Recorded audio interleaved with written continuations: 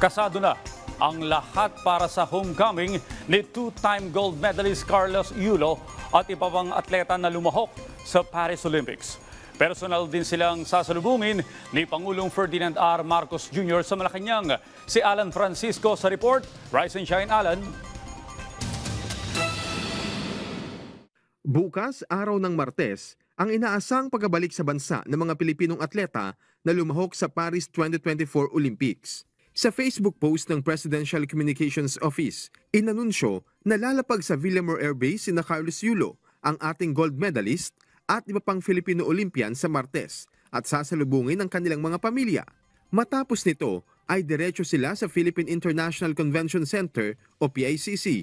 Dito ay sasalubungin naman sila ng mga opisyal ng gobyerno. Susundan yan ang Heroes Parade sa Maynila. Isang Manileño kasi si Carlos na lumaki sa Leveriza, Malate. Nag-aral siya sa Aurora 8 Quezon Elementary School at Adamson University. Taong 2021 nang nabigyan si Yulo ng Gawad Manileño Award. Kaya naman, inaasahan na mula sa Leveriza Street sa Malate, dadaan ang parada sa mga lugar malapit sa Malacanang, University Belt at magtatapos sa Manila City Hall.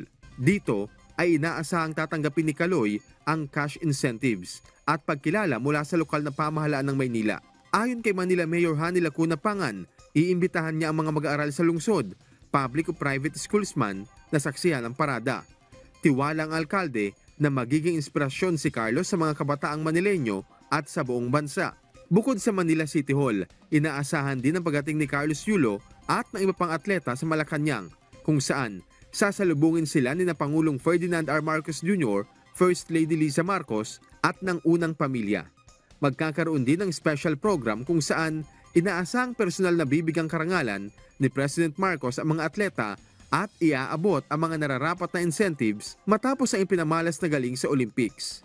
Kung maaalala, una nang sinabi ni Pangulong Marcos na tatanungin niya si Carlos kung ano pa ang matutulong ng gobyerno para mas dumami pa ang mga medalist sa Olympics. I'm going to ask him what can we do.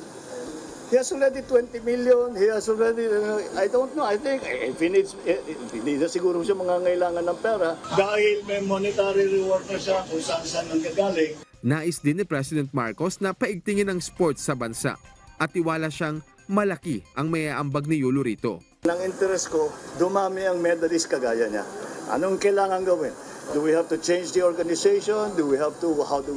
Kung it needs to be funded? Kasabay nito, ang pagpuri ni President Marcos sa mga atletang Pilipino. Because alam naman natin, itong mga atleta, hindi lang ang sarili ang kanilang iniisip, kundi pagandahin pa at maging mas maganda pa ang performance dun sa sport nila at sa buong sport ng Pilipinas. Alan Francisco, para sa Pambansang TV, sa Bagong Pilipinas.